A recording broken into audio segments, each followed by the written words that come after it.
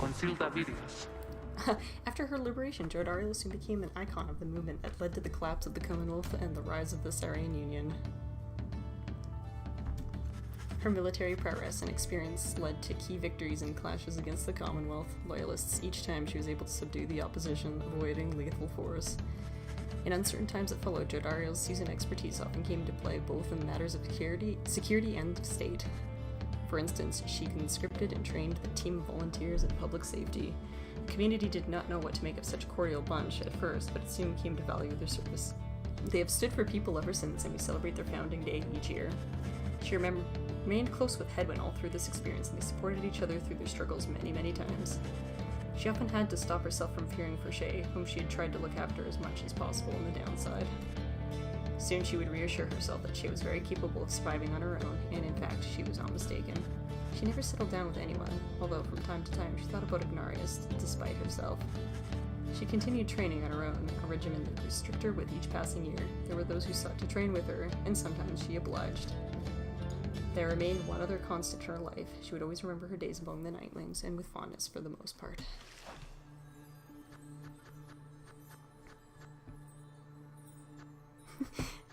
Looks like you can read about everyone here. I want to find out what happened to him. In the aftermath of the final liberation rite, Orlek had last returned to his nation, the one he had not seen in nearly 2 decades. He scarce recognized it. After all, it was in the midst of transformation, a social and cultural upheaval sparked by Wolfred Sandalwood's plan. When Orlek witnessed the people of the Commonwealth gathered in solidarity under the black sky there on the night of the scribe's return, he looked on in silence for a time. 1 second. Okay. Then the Highwing remnants descended, and a panic quickly spread among those gathered. A pitched battle erupted in the streets. It was chaos.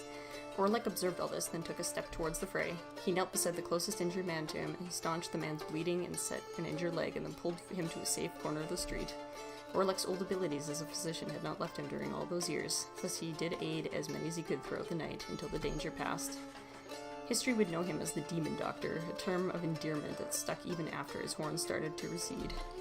He lent his skill and service throughout the birth of the Sarian Union. The one he had called the Shadow of the False Nightwings was someone whom he thought of often. He knew he owed his freedom to her. Having witnessed the aftermath of Sandalwood's plan, Orlek understood at last what his former companion wanted. Years ago they conceived a version of this plan. Now Orlek found he wished Sandalwood could be present to witness the reality of it. Alone with his thoughts, Orlek would sometimes visit the memorial to the fallen leaders of the Commonwealth. Though, other than such appearances and notwithstanding his duties as master physician of the state, Orlek led a very private life. Very few would have guessed that he was once the most accomplished rites conductors in the history of the Nightwings. History, of course, shall ensure he shall not forget. All these people stuck in the downside. At least he might have gotten with Shay.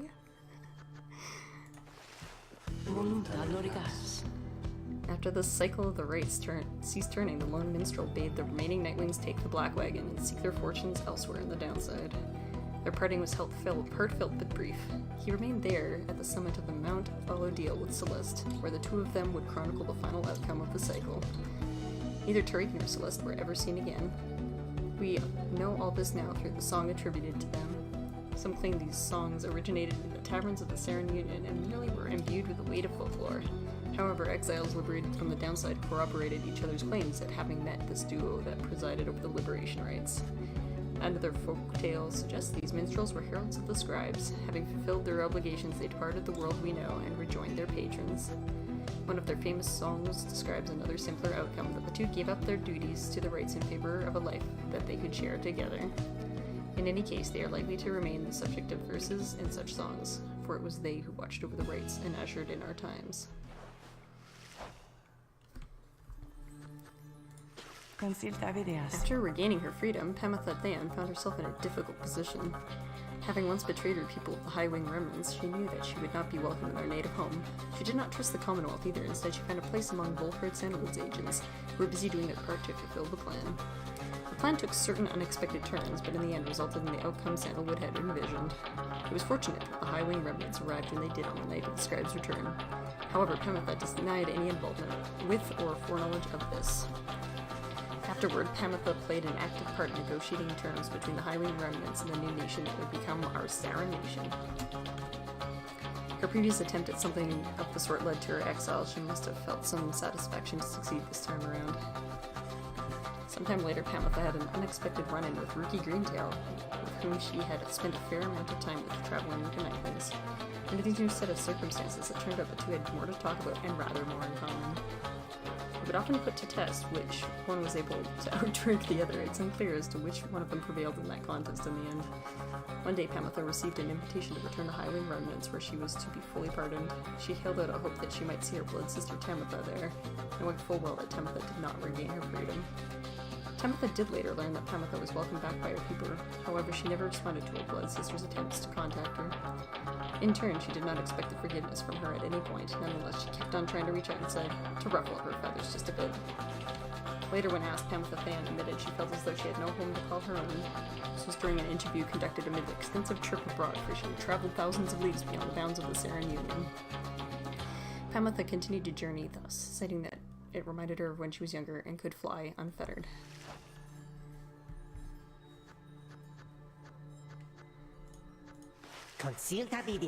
After Rookie Greentail earned back his freedom, he returned to a lavish welcome ceremony in the Commonwealth, and it was a tendency for liberated exiles. It was everything he could have hoped for, and soon he was well off, surrounded by luxury and choosing between various exciting opportunities. However, he must have given in to his better judgment and did end up siding with Wolfred Sandalwood's revolutionary forces as he promised. On the night of the scribe's return, Greentail kept busy barking orders to Wolfred's agents as the situation grew tenser. He took rather well to leadership. When dawn finally came, and it became clear that the Commonwealth that everybody knew would be no more, he realized many new opportunities awaited. He began quite a lucrative career for himself, manufacturing and selling replica merchandise inspired by the downside. His main struggle was to meet demand. An aspect of his conscience cautioned him against making light of such a thing, but the money was too good, and soon his family was well off, as he always said. One of his orders of business was to seek out one of his old companions, Pamitha Than, to whom he took a liking during the quest for freedom. They bonded for their beloved drink and supported one another through uncertain times that lay in store. He also kept a close touch with Gilman, ever the perfect practice partner. They would train together, often taking care to stay in tip-top shape as much as possible throughout the years. Greentail always did his best to keep in touch with his many friends, and knew that he owed his fortunes to them. He made a special point of staying close with the group of friends he came to know so well during the time of the Nightwings, wherever they were. They shared a special understanding that put even Greentail at a loss for words sometimes.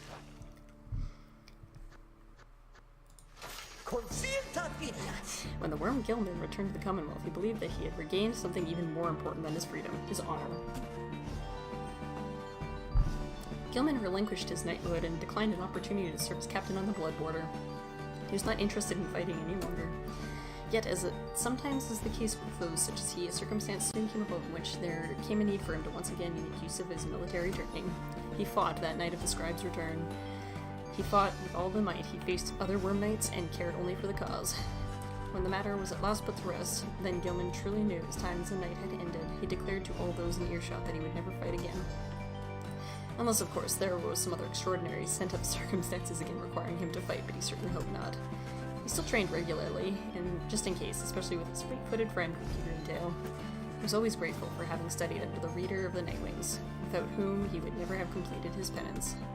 Because of this, and perhaps because they were on opposite sides of the world now, Gilman dedicated his life to her. By that point, he had forgotten about his days under the leadership of Sir Deluge, his former commander. Breaking free of his abusive leadership was his first step toward gaining a bit of self-respect.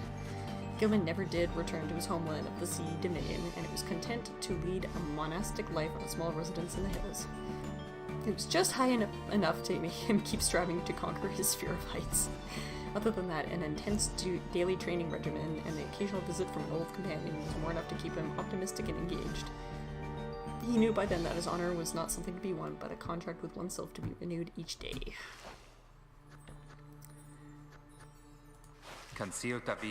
After his liberation, Hedwyn was instrumental in the events leading to the fall of the Commonwealth and vital to the outcome of the plan. He was the one who led the raid on the stronghold where the Archjustice Andropoles IX was holed up when the fighting grew fierce.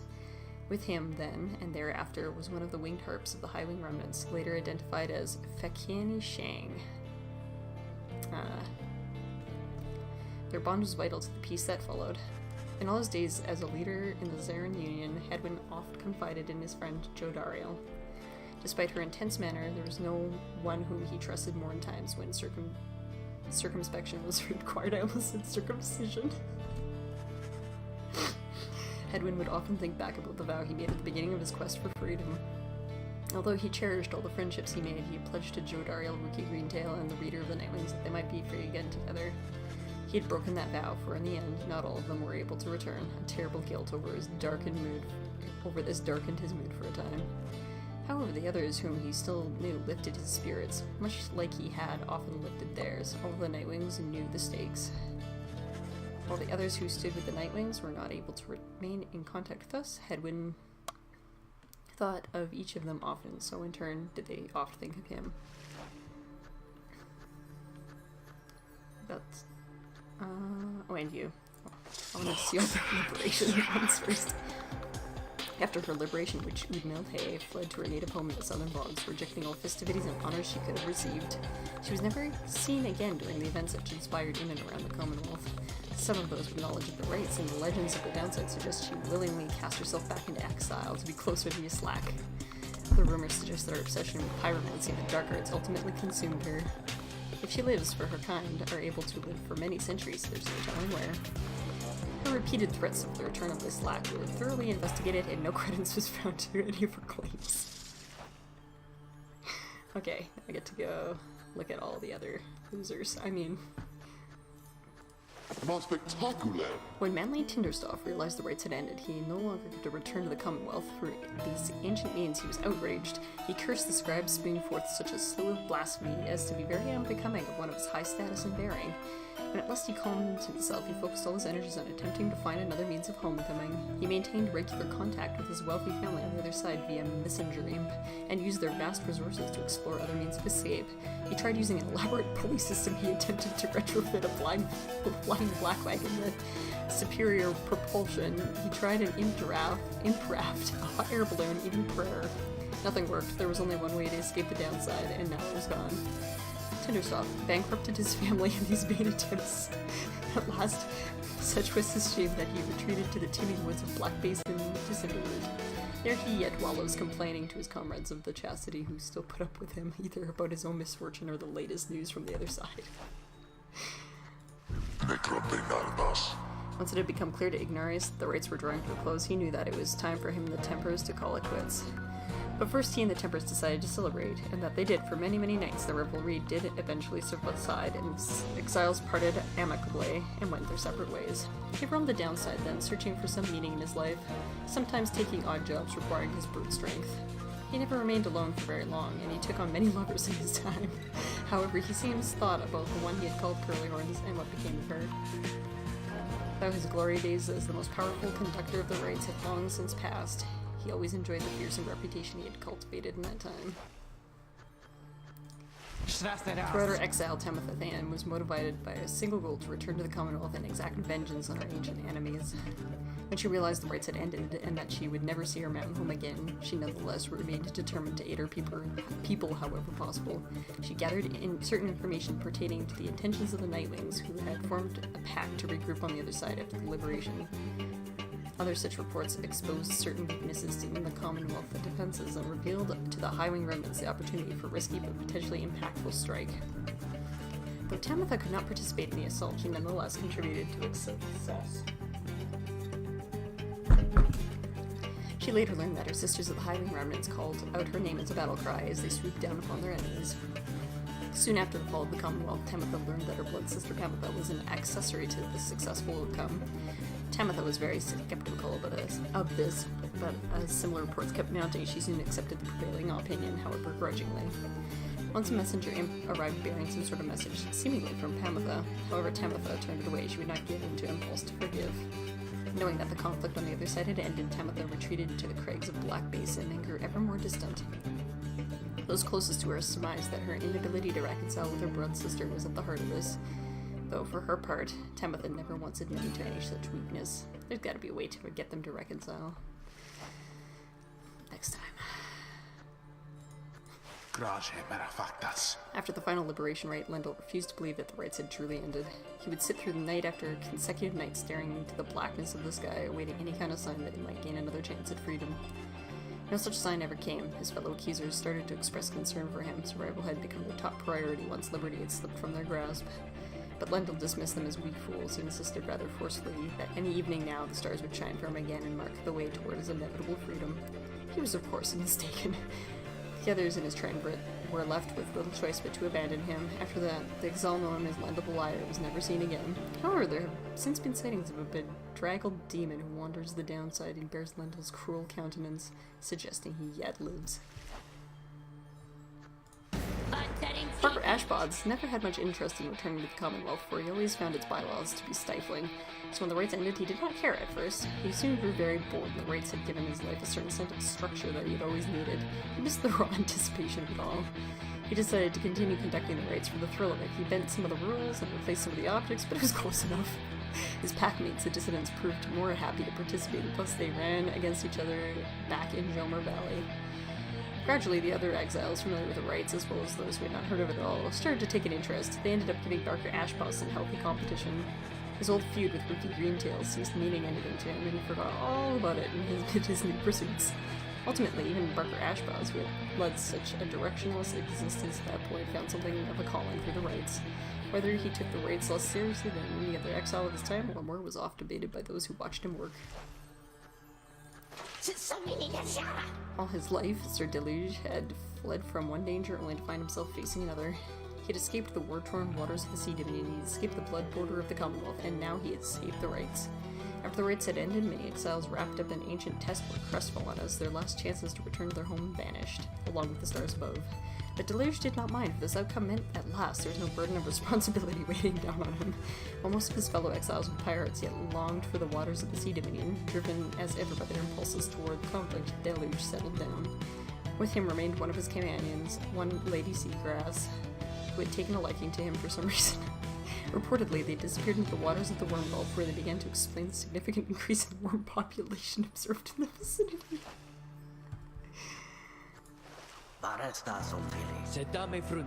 As the cycle of the rites drew to a close, it grew evident that the chance at freedom from the downside had forever slipped from Dalbert and Elmer's old heart's grasps.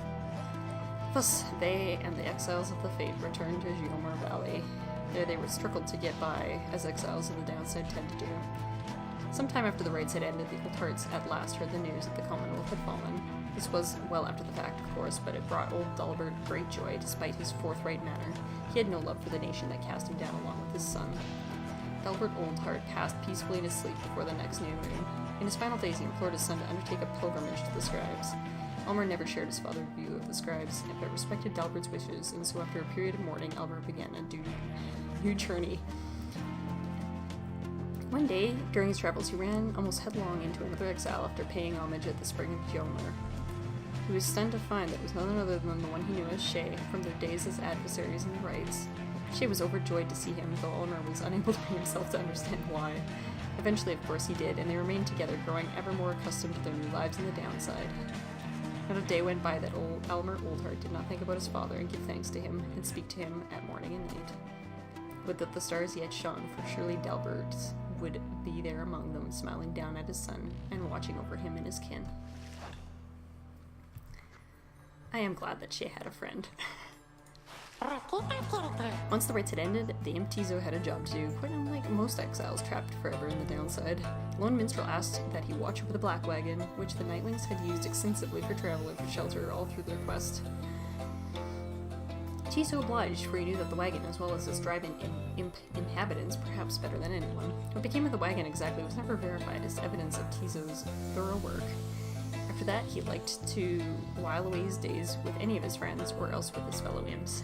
He would visit his friend Shay at every opportunity. She was among the few who could consistently interpret what he meant, and they were always close since the first they met. Sandalwood sometimes called for his assistance, and Tizo was happy to oblige. The two would often reminisce about their times with the lone minstrel. He often chirped about the Reader of the Nightwings, with whom he built quite a rapport. The Reader understood him perhaps better than anyone. Indeed, Tizo would often express wistful gratitude for all his time with the Nightwings and their many adventures throughout the land. That was always his home. Other than that, Tiso would sometimes help interpret for messenger imps relaying news to and from the Saren Union. Despite having gained significant celebrity abroad, he never let it go into his head. And he would go fishing in the Sea of Solace at every single chance he got. Concealed Tavidias? Long after the rites had ended, she admitted she knew well before the fact that she would not be going home again. At least, she had a very strong feeling. She ended up not minding very much because she had little to return to in the Commonwealth. Her sense of home had changed. She took to wandering from one celestial landmark to the next, ever paying homage to the 8 scribes who believed had influenced all that transpired. She was no stranger to traveling alone, but was always happy to have company. Among her friends, she always remained close with Tiso, who, more so than anyone, could always make her laugh. Though they could not see each other any longer, she often thought about Jodario, and spoke to her as though she were there. She never tried to make a decision without first consulting her idea of what Miss Jodario might have said.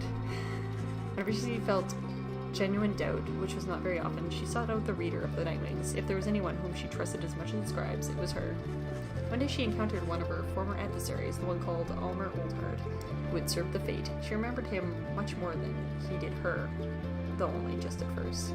Their shared experience in the rites and their different points of view about the scribes formed a basis of what grew to be a long-lasting relationship. She always was devoted to her faith, but more so her friends. Her gentle manner and unwavering conviction often helped them brave life in the downside with both courage and grace. With the braids drawn to a close, the slug market revenues fell precipitously, and Falcon Ron was forced to liquidate his assets and close up shop. Yet it is sometimes the case with those of entrepreneurial leading. This time of hardship led to an epiphany, or at least a sudden change of fortune. One day Falcon Ron had a run-in with a messenger imp bearing news from the other side. Ron gave it to one of his remaining trinkets, which could not be sold. The following week, the messenger imp returned to him bearing a tidy sum of wealth and a newly minted coinage from the Zarin Union. Falcon Ron cut a long-term deal with the messenger imp, and then and there. Though his trade remained a gray area for legal standpoint in the Zarin Union, the newfound fame of the downside caused Falcon Ron's good to explode in popularity. He later signed an elaborate agreement with Big Bertrude's and found a distribution partner on the other side through Rookie Greendale, whose business had expanded. Especially in the Zarin Union, Falcon Ron's goods are still known for their superior quality, though he assumes no liability for any side effects.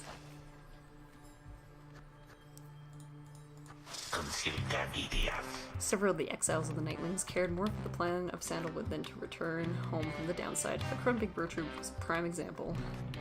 She had found a suitable environment to live with the dismal region known as the Flagging Hands. There she'd built up a thriving place of business to many exiles in the land. With the rites having ended, she returned to her preoccupations, working away almost as though nothing had happened. When one gets to be more than 400 years of age, perhaps even monumental events such as the culmination of the rites or the collapse of the Commonwealth are seen as trifling matters. Much of her effort was doubtless due to the influence of Sandalwood, someone whom she admired now for decades.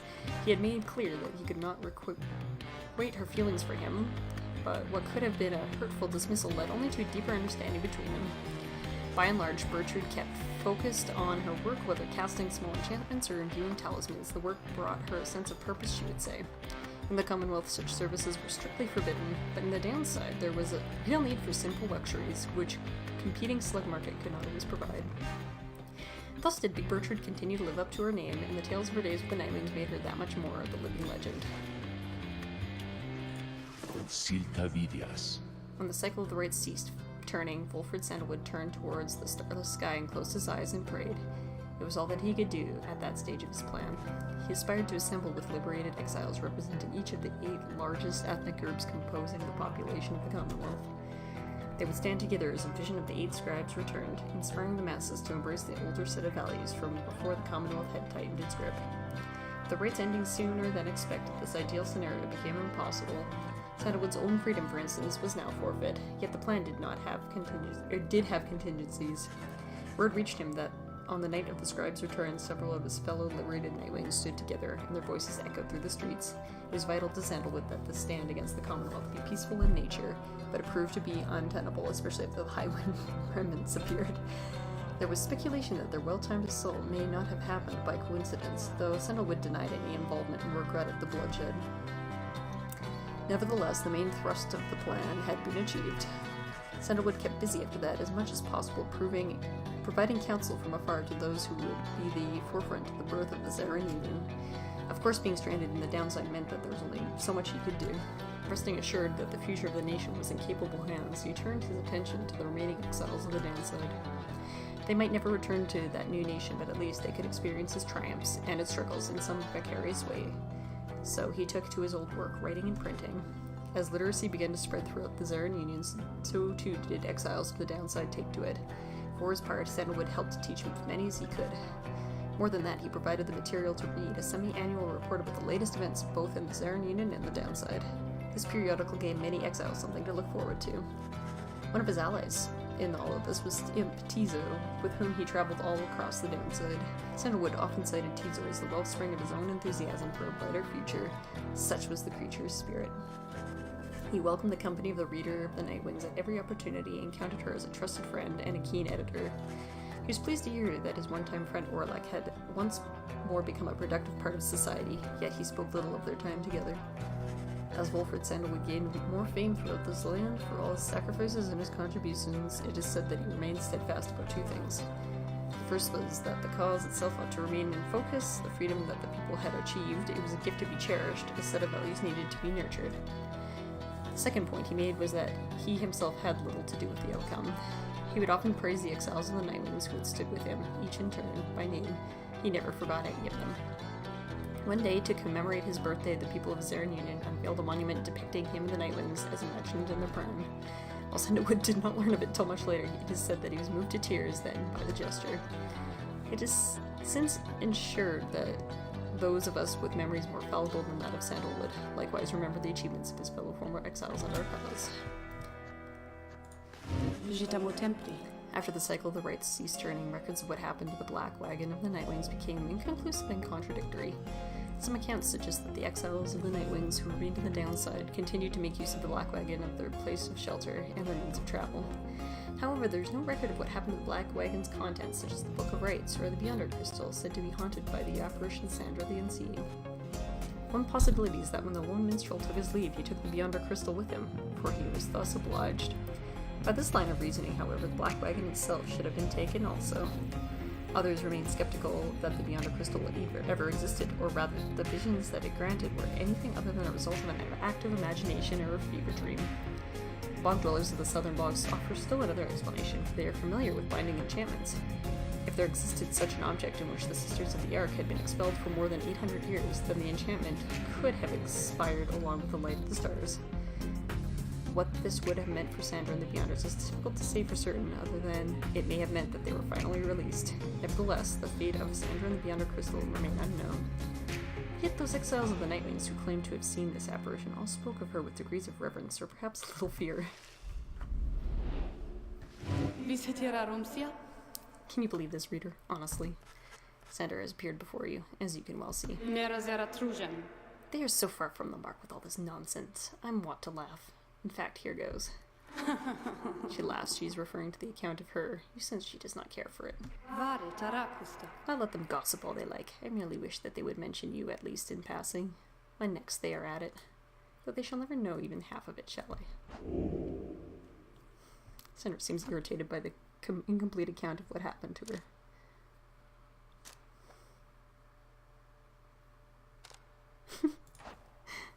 You indicate to Sandra that the real truth of what happened between you would perhaps make it too lascivious a tale to be told in such a format? She makes a bemused sound at this. Perhaps that story ought to get out then, to think that they would go to all the trouble to make literacy accepted once again only to print such dribble. Anyway, let us keep going, lovely reader. We know the truth of it, and that's what matters. She fades into the Beyonder Crystal for now, and you tuck it away safe.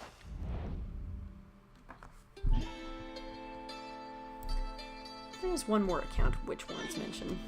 The Nightwings conducted the rites under the guidance of a reader. Little is known of her.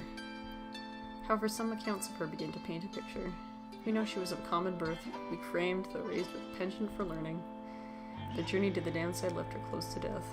It was then the Nightwings found her. They brought her from the brink. She showed them the path. She pressed onward with the others. She made a vow to help her friends be free. Thus did the cycle of the rites commence its final turns. When the final rite arrived, the reader's freedom was at stake.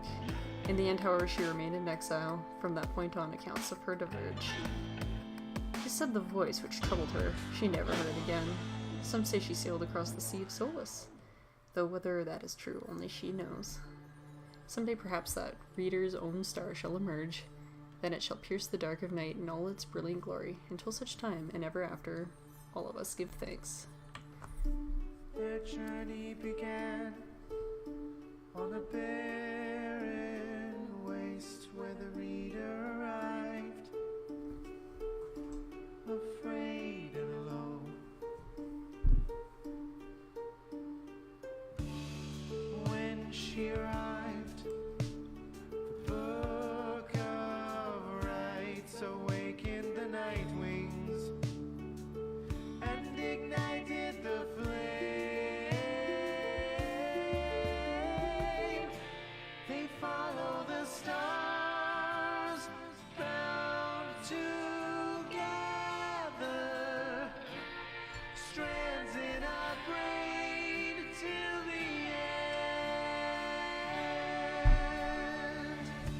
We sing of the last of the night wings who, having broken the cycle, shall live on in song.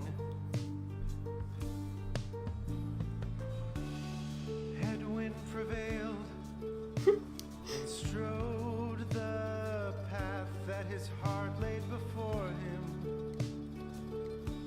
He has found his way home. Captain Joe Dariel, mother to many a foundling, she has found her way home. Rookie Greentail has proved his worth and returned to his family by the grace of the scribes. They follow the stars, bound together, strands in a braid till the end. The moon-touched girl feels the scribes in the heart of the downside. She remained to the end. I wonder how many versions of this song there are. Tease all the wise, ever faithful to the cause of the night wings. He remained to the end. Sir Gilman the bold, ever in his quest, finding honor and glory, he has found his way home. Oh my god, actual playtesters! Having pleased the scribe, seeking only forgiveness, she has found her way home. They follow the stars, bound together, strands in a braid till the end. Baron Corp. Bound together, spirits together, strands unbroken, spirits unbroken. The great mastermind, Wolfred Sandalwood, saw his plans turn to action. He remained till the end. The bog dweller Gertrude kept their foes at bay with her finest enchantments. She remained till the end. The reader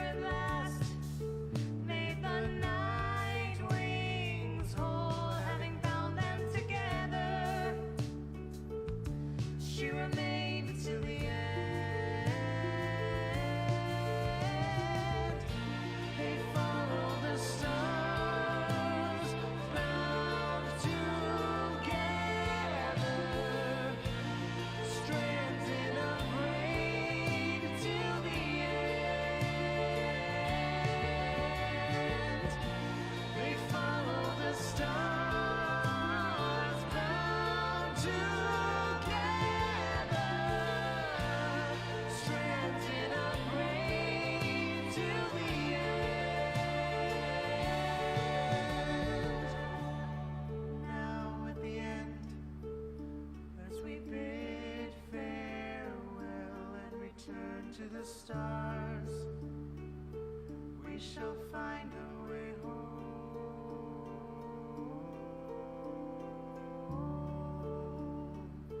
We shall find our way home.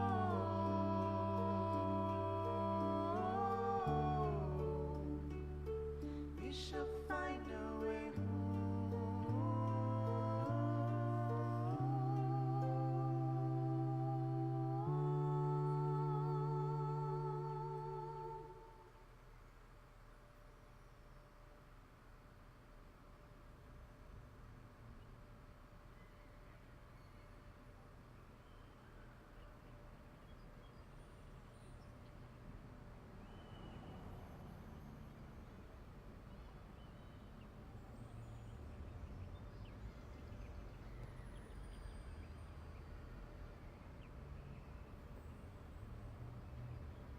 Yips.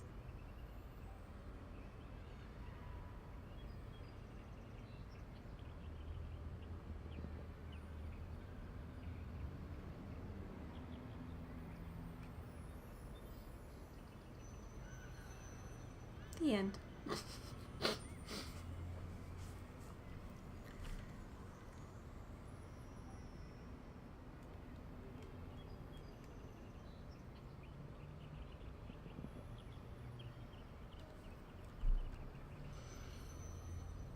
Sparkly. Okay. So I would have given some opinions on this game during the credits, but I kind of wanted to listen to the credits because Supergiant has always been pretty good for their music, and I do like the fact that they probably had a different song for every single scenario that could have happened. So yeah, a lot of tough choices. Kind of just stabs you in the heart a few times. It's like, on one hand you want to like help out this plan and stuff like that, but on the other hand you feel kind of like bad for keeping people on the downside, but at the same time you're just like, they're your friends, so you kind of want to keep them around. So it was like Ruki and Jodariel and stuff, they're like some of my favorites, but I'm like, but they should go home because they're some of my favorites and deserve to get out of here. I almost picked Shay at the end. I felt like she deserved to go out, but at the same time, I'm not so sad Shay stayed, because like the only real home she'd ever been happy in was in the downside. And I know there's like tons of decision bias that's included in a lot of that. Like really, either decision would have been equally valid for a variety of reasons. And I think the point of the game is that like no matter what decisions you make or whatever outcomes there are, you know, things will go on. Things will continue to go on.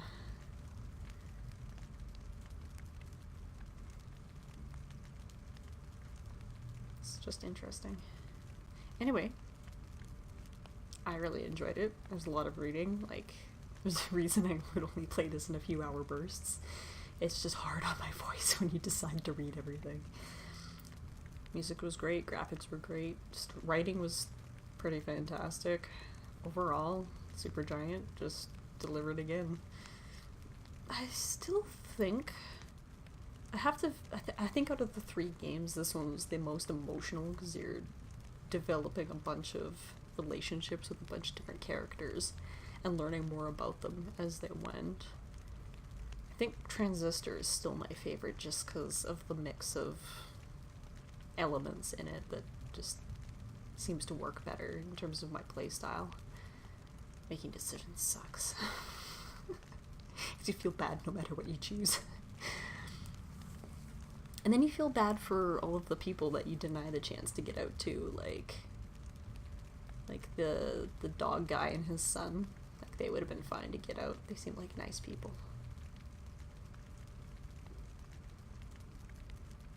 And I guess that's why I ultimately chose what I did at the end. I mean, like, to be fair, we did lose.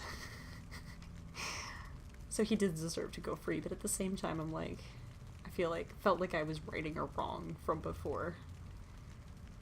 And I figured he wouldn't be a dick when he got out after that.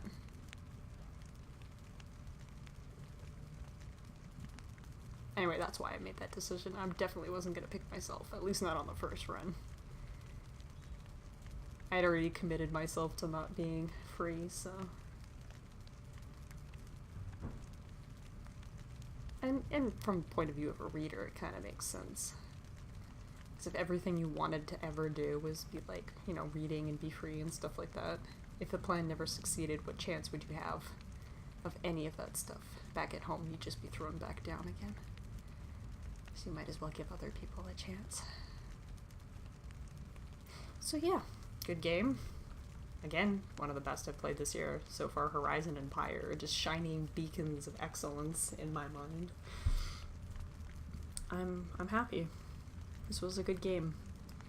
It's made me kind of sad just in general. Like it doesn't have that punch that Life is Strange has, where like it kind of gives you this emotional build-up and then it like really hits you at the end. Like I can think about it and I'm just like, I'm gonna start crying again. Not Chloe, no. But at the same time, like this just had that kind of like slow burn of kind of just vague sadness, which was interesting.